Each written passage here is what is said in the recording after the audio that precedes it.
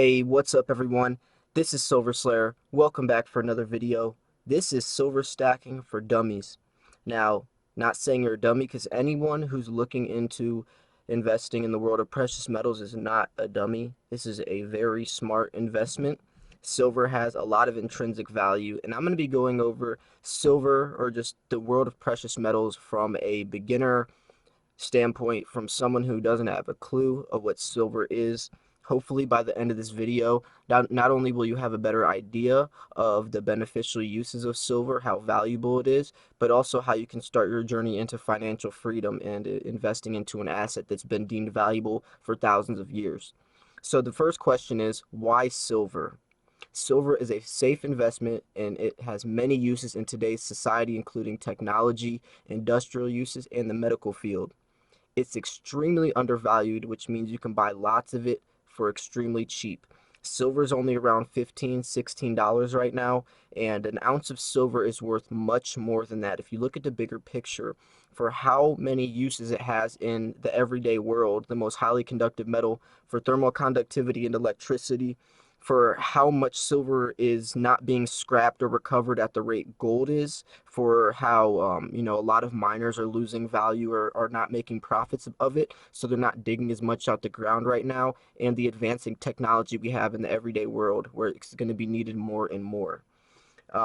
It's a physical asset, so you can actually store and hold your coins with your own security and do not have to trust anyone else. You don't have to trust the banks. You don't have to trust some vault or some bullion warehouse or anywhere, hoping that they keep your silver secure, or hoping that if there was an SHTF situation that you can reach your currency, or if the power shut down, if the electronic transfer could go through, etc. If there's a blackout, you own your silver and you hold it and you own it in your own hands. If you can't hold it, then you don't own it. And silver is the only asset that you can physically hold and store with that much value and that much potential in it. This is great for people who like prepping, who like stacking, and like being in control of their finances. Um, it's been valuable for thousands of years and always been used and looked at as a form of currency. As far back as people, silver was used as a valuable form of trade. Fiat currency is newer. Our financial system is newer. We're 20 or 30 something trillion dollars in debt. Our financial system is not working. Hyperinflation is rapidly growing. We need a new financial system in place for it to work correctly in everyday society on a global scale. Some say cryptocurrency is that solution, but there's a lot of rough drafts and edits that need to be done. But when we had the gold standard, that was the best performing thing I think we had in a society or an economic standpoint financially. And silver is always going to be valuable because it has intrinsic value. That means that the silver is valuable within itself, no matter who says what spot price is. So even if you say this coin is worth $20, it has an ounce of silver in it, which is valuable itself. So no matter what the spot price is, no matter who labels that coin of being worth that much, the coin itself is valuable. The silver itself is. With the $20 bill, that's someone saying that that bill is worth $20, but really it's only a piece of paper. With silver, an ounce is the value, is the denomination, which makes that an intrinsic valued asset, which is very beneficial and very important to stack. So now we're going to be talking about where to buy and how to sell. So the first place you want to probably go is local coin shops. You can get silver for pretty good prices there, but not only is it a great place to buy silver, especially as a beginner, but you can also pick their brain. You can engage in conversation. You can understand, see the direction that he likes to buy and sell coins. He's running a business, so he's been in this field for a while now, and he probably has a lot of precious knowledge, no pun intended, that you can learn from him. I've sparked many conversations with the owners of the local coin shops around me, and we discuss many things. Also, it's really important to talk about what types of silver or gold he likes to buy back, because that's going to depend on what types of coins you should stack. For liquidity reasons, if you want your stack to be easily sellable and highly liquid, then that's really important. If your local coin shop owner only likes buying, bullion or generic silver, etc., then you want to stack those types of coins, because then when you go to sell in the future, you can easily sell them to him. You won't have to worry about trying to sell on eBay or anywhere else. And that also goes into the next topic I want to talk about, which is online bullion dealers. You can sell to these places. There are some pros and cons between where you want to sell and how you want to sell. If you want to make an eBay page and sell online, there are some pros to that. You can usually get more money for your coins, but it also means that you have to take longer. It's going to take you longer to get the money back. There's eBay and PayPal fees, and you're going to have to wait 1-2 weeks, depending on your bank transfer, the PayPal transfer, etc. Also, listing all of your coins online can be a full-time job within itself. If you think about how many ounces you have, especially when it's time to sell, whether it's hundreds of ounces or thousands of ounces, you have to make an eBay listing for every single one of those coins. You have to talk to people, you have to check all your orders, etc., and that can be extremely overwhelming. I've known people that have spent a lot of money on silver, stacked a lot of ounces, and then when it was time for them to sell, they really didn't think about how big of a job that's going to be. So local coin shops can be extremely convenient for yourself to liquidify your stack and get them off easy. Plus, it's instant money in your hand right then. So there's also other places though. There's eBay. You can also resell to your dealers, including local coin shops. There's also coin shows you can go to, auctions. There's little apps you can go on, that you can sell your silver on with like Let Go, etc., which you can also use to your advantage. So now we can talk about the different types of silver. This is really important because when you first start stacking, you want to figure out which direction you want to go, and which direction you want to go will depend on which types of coins you want to buy. So there's several different types of coins. There's bullion, numismatics, semi-numismatics, poured silver, constitutional silver. There's graded coins. There's privies. There's different types of sets and series. I'm gonna explain a little bit of each category. So bullion is just your plain silver for the metal content. When you're buying bullion, you want to get it for as cheap as possible, because that coin, you're just buying it for the metal content. Bullion is your coins like your generic rounds, your American Eagles, coins like that. Numismatics are the exact opposite. Those coins are not sold for the metal content, but for the value of the coin itself. So numismatic coins you're not buying it to buy silver. You're buying that coin because there's a collector value on top of the coin.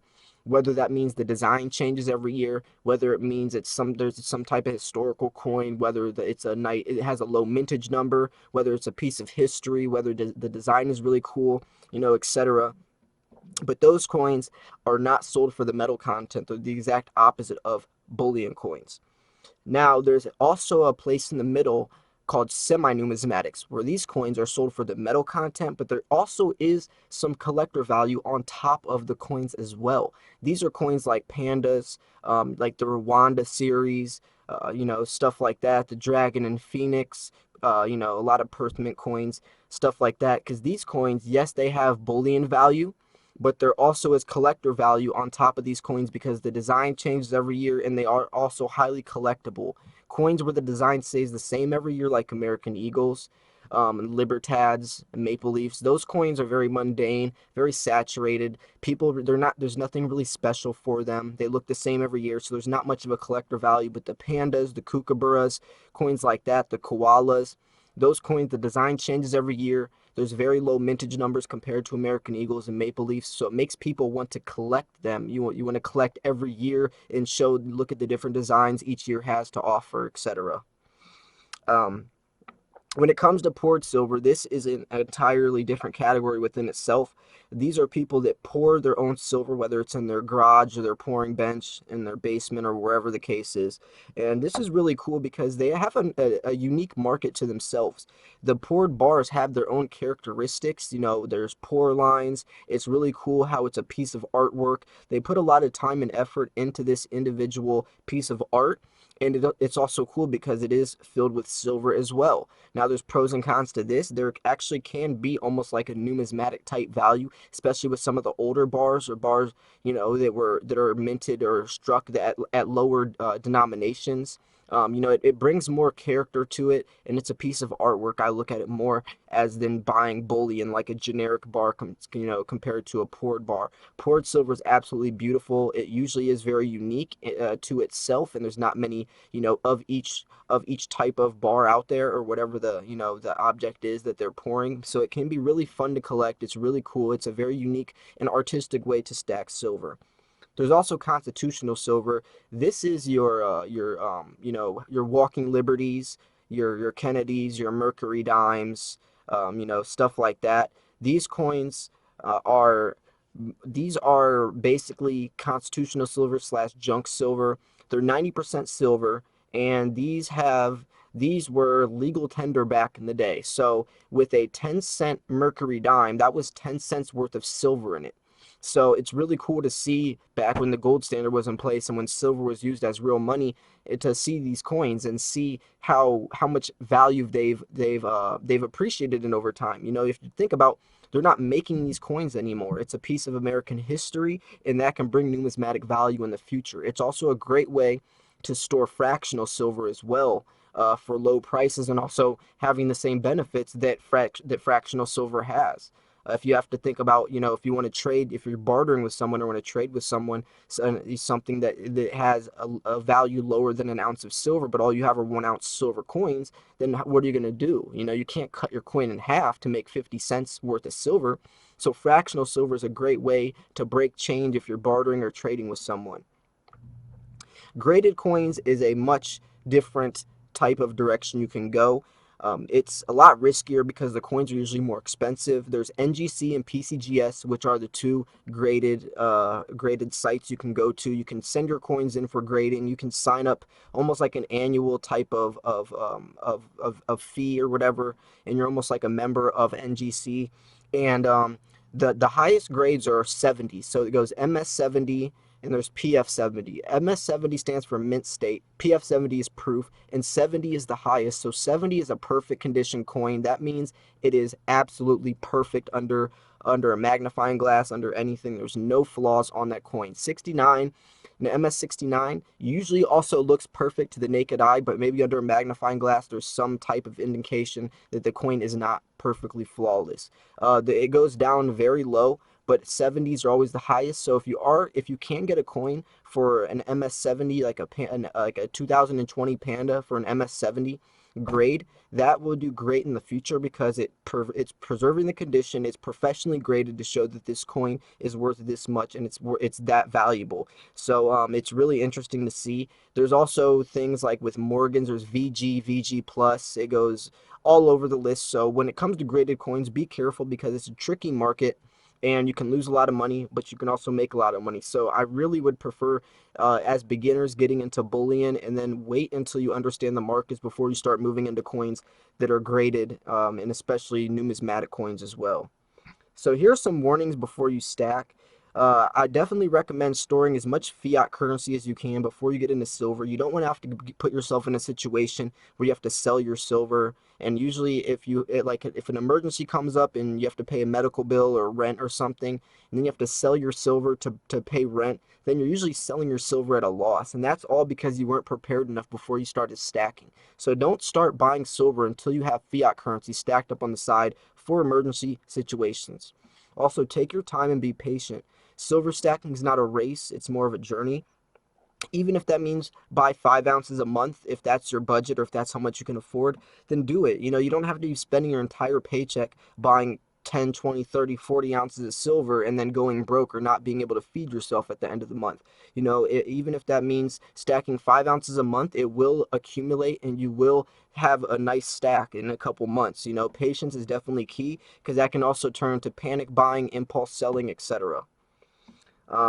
Also, buy what you like. If you buy what you like, you cannot go wrong. Buying what you like is the perfect way to always have a win-win situation when it comes to silver stacking. There's so many directions you can go. There's so many varieties. There's so much out there you can stack that it can become overwhelming, and not all coins will appreciate at the certain rates that other coins do. So if you buy what you like, you can never go wrong, and at least if that coin isn't up to it doesn't appreciate to the standard you want it to, at least you have a coin that you can enjoy and that you can keep. Building a foundation of bullion coins before venturing into riskier coins and more expensive coins is a really important key. I kind of got distracted when I first started because there's so many options. I started venturing into pandas and all these other coins, and I could have had a lot more silver for a lot cheaper if I would have stuck to, my generics and my American Eagles at first before I started getting into other coins.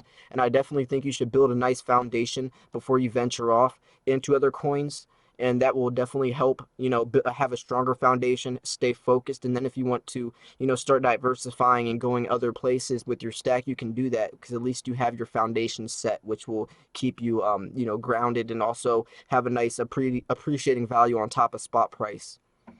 So there's also different types of silver out there. There's 3/9 fine silver, which is most silver. It means 3/9 fine and it's pure silver in the coin or bar. And then there's also 4/9 fine silver, which is your maple leafs, etc. 4/9 fine silver is softer, so it's more susceptible to getting milk spots.